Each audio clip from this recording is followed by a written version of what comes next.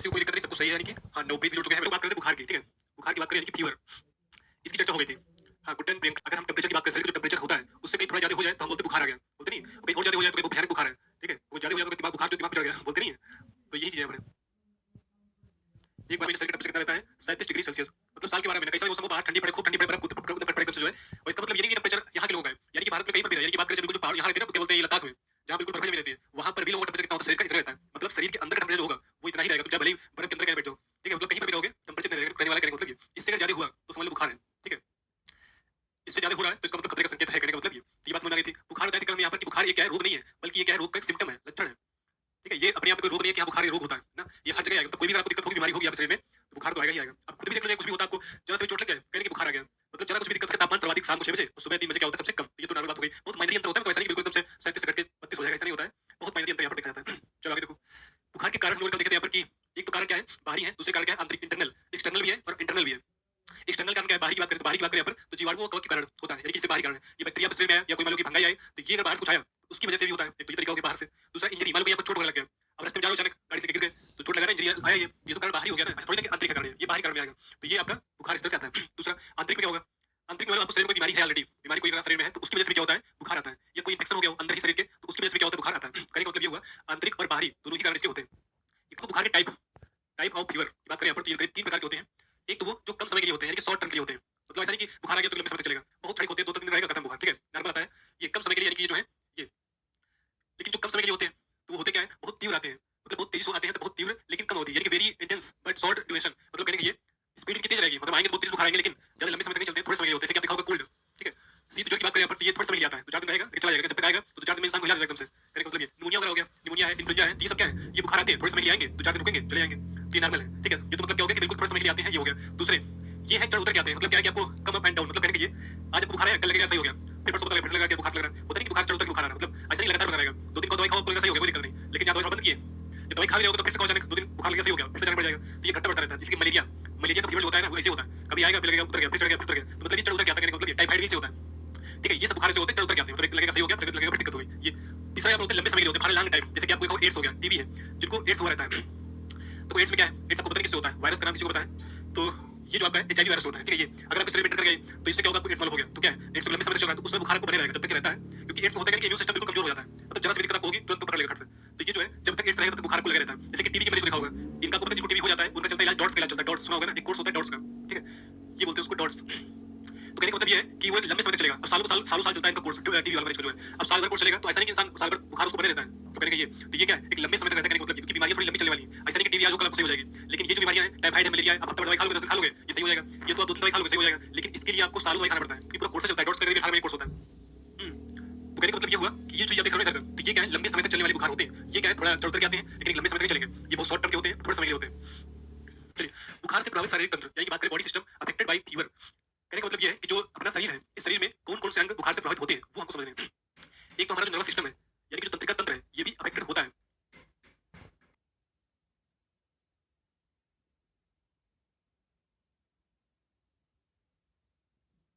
Ads जो है virus है एंड जो टीबी है ये बैक्टीरिया है।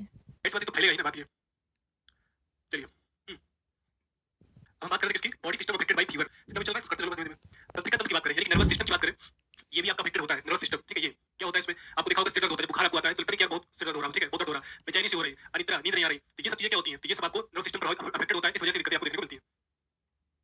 यानी कि जो डाइजेस्टिव सिस्टम है, डाइजेस्टिव सिस्टम की बात करें, ये भी आपका अफेक्टेड होता है। इसमें क्या होता है, अपाचन, यानी कुछ भी आप खाओगे पचेगा ही नहीं, ठीक है? इंडाइजेशन की बात करें यहाँ पर, यानी कि मतलब कुछ भी आपने खाया पच ही नहीं रहा, ठीक है? परेशान हो गए, तो ये अपाचन हो गया। मुंह सूखना, देखा होगा कि जब दिक्कत पाचन सिस्टम गड़बड़ होता है, तो मुंह सूखा करता है, मतलब लगेगा पानी, मतलब पीते रहो हल्का-हल्का, मतलब मुंह सूखता रहता है, मुंह सूखता रहता है, मतलब कहने का ये। बुखार में आपने देखा होगा, ये सब चीजें जो सिम्पटम बता रही सारी चीजें, ये सब आपको नजर आती हैं। बुखार को अगर आप देखोगे, तो अपाचन हो जाता है, मुंह सूखा करता है, लगता है मतलब बहुत सूखा करता है एकदम से, ठीक है? उसके बाद देखोगे वमन, यानी कि उल्टी पल्टी होती है, लगता है मतलब क्या, ये अंदर से अच्छा नहीं लगता है, तो उल्टी पल्टी होती है, अतिसार, ठीक है? यानी कि डायरिया, वोमिटिंग, तो ये सब आपको देखने को मिलेगा, मतलब जब ये दिक्कत होती है तो। मतलब कहने का ये कि बुखार आपको आएगा, तो बुखार से ये सब जो आपके बॉडी सिस्टम है, यानी कि जो शरीर के अंग लगा करके हैं, ये सब प्रभावित होते हैं। तो जाहिर सी बात है कि अगर आपका पाचन तंत्र प्रभावित होगा, तो पाचन तंत्र जो काम करता होगा, तो उसके वो काम भी प्रभावित हो जाएंगे। वही बात यहाँ पर दिया है, अपाचन है, मुंह सूखना है, वमन है, अतिसार है, ये सब आपको देखने को मिलेगा, कहने का मतलब ये। प्रीति, बिल्कुल स्वागत है। बाकी अगर बात करें यहाँ पर, तो पाचन ये भी आपका प्रभावित अफेक्टेड होता है। कैसे? इसमें क्या होता है, हृदय की धड़कन तथा नाड़ी गति का बढ़ना। आपने देखा होगा जब बुखार वगैरह आता है, तो हृदय की धड़कन बढ़ जाती है, काफी तेज धड़कन चलने लगती है, काफी तेज चलती है। आपने ये पता फील किया होगा, सारी चीजें बताने वाली बात है, कुछ है नहीं, ठीक है? ये उसके बाद अगर बात करें श्वसन तंत्र, श्वसन तंत्र में क्या हो जाता है, स्पीड पकड़ लेता है। देखा देखा होगा ना, सांस काफी तेज आती आती रहती है, बहुत तेजी से, मतलब जो है जब बुखार खूब होता है तेज, तब ये सब चीजें आपको देखने को मिलेंगी। ठीक है।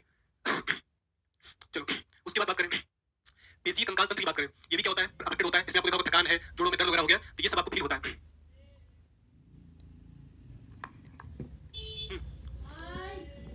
मूत्रोत्सर्जन तंत्र, ये भी क्या होता है, अफेक्टेड होता है। इसे क्या बात करें, मूत्र की मात्रा कम हो गई, ठीक है, मूत्र त्यागने में जलन होती है, मूत्र का रंग पीला हो जाता है, तो ये सब चीजें आपने फील किया होगा जब कोई फीवर आता है, तो ये सब चीजें आपको देखने को मिलती हैं। ठीक है, त्वचीय तंत्र भी प्रभावित होता है। इसमें आप देखोगे अधिक पसीना आना, ठंड से कांपना, रोंगटे खड़े हो जाना। जब कोई बुखार वगैरह आता है तो देखो रोंगटे खड़े हो जाते हैं, मतलब यानी कि फीवर का ट्रीटमेंट क्या है। तो ट्रीटमेंट की बात करें यहाँ पर बुखार में, तो क्या करना चाहिए, क्या हुआ। तो ये क्या बोलते हैं, कैलोरी की मात्रा क्या करनी चाहिए, 50% बढ़ा देनी चाहिए। देखो है क्या ना कि आपका पता है कि जब यहाँ पर आप देखते हो बुखार जब होता है तो बीएमआर क्या हो जाता है, बढ़ जाता है। ठीक है, बीएमआर की बात करें, बेसल मेटाबॉलिक जो रेट होती है वो बहुत तेजी से इंक्रीज हो जाती है। क्यों हो जाती है, क्योंकि बता दें यहाँ पर शरीर जब बुखार होगा आपको, तो बुखार में क्या होता है कि शरीर के अंदर के ऑर्गन बहुत सारे ज्यादा काम करेंगे।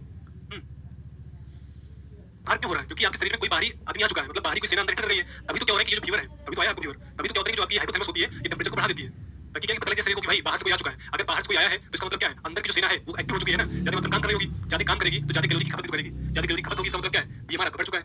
बीमार क्या हो जाएगा, ये क्या हो गया, इंक्रीज हो चुका है, बढ़ गया है। तो इसका बढ़ने का मतलब ये है, बीमार अगर आपका बढ़ रहा है, जाहिर सी बात है कि आपके अंदर शरीर के अंदर कैलोरी की खपत ज्यादा हो रही है, तो खपत ज्यादा होगी तो हमको बढ़ाना भी तो पड़ेगा। अगर कैलोरी हमारे शरीर में ज्यादा एक्सपेंड हो रही है तो हमको बाहर से लेना भी तो पड़ेगा, इसीलिए कैलोरी की मात्रा को बढ़ा देना चाहिए जब कभी बुखार है तब। ये बात मेरे को समझ आ रही है। के अंतराल में थोड़ा थोड़ा, यानी कि खाना जो है थोड़ा गैप कर करके देना चाहिए जो पेशेंट होता है, ऐसा नहीं कि बिल्कुल दिए पड़े हो तो खाए पड़ा, ऐसा नहीं है, अंतराल में देना चाहिए थोड़ा थोड़ा करके। ठीक है, दूसरा ये कार्बोहाइड्रेट की मात्रा को बढ़ा देता है वसा पर्याप्त मात्रा में, क्योंकि फैट की मात्रा ज्यादा नहीं होनी चाहिए फीवर किसी को है, क्योंकि भाई उसको पचाना भी तो है, क्योंकि पाचन तंत्र उसको प्रभावित हो चुका है। अब देखना यहाँ पर अभी हम देख चुके हैं, यहाँ पर उसका पाचन तंत्र जो आपका है पीछे गया था, ये भी क्या हो रहा है, अफेक्टेड हो रहा है। तो जाहिर सी बात है कि यहाँ पर ज्यादा मात्रा फैट होगा दोगे और फैट को तोड़ने में ज्यादा लगती है।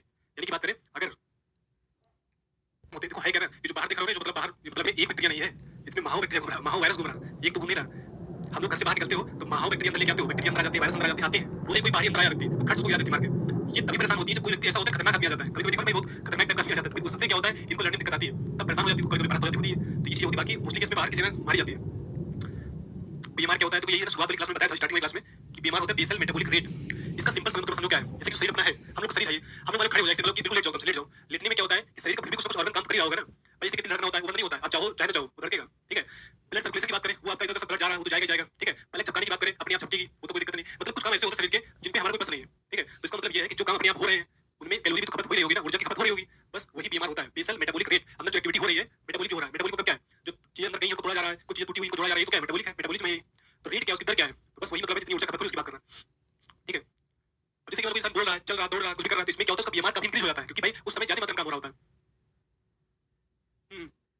चलिए, कार्बोहाइड्रेट की मात्रा को बढ़ाकर वसा की मात्रा को पर्याप्त रखना चाहिए, क्योंकि वसा ज्यादा दे दोगे तो वसा को तोड़ने में मेहनत ज्यादा करनी पड़ती है, और पता लगे उसका पाचन तंत्र वैसे भी गड़बड़ है, अब दे दिया ये वसा तो तोड़ ही नहीं पाएगा, वो दिक्कत हो जाएगी। इसलिए ये नहीं देना चाहिए, ज्यादा बात है। आगे देखो, बुखार को कम करने वाली दवाओं को एंटीपायरेटिक्स कहा जाता है, ये आपको ध्यान रखना है। यानी कि जो बुखार में देखा होगा पैरासिटामोल हो गया।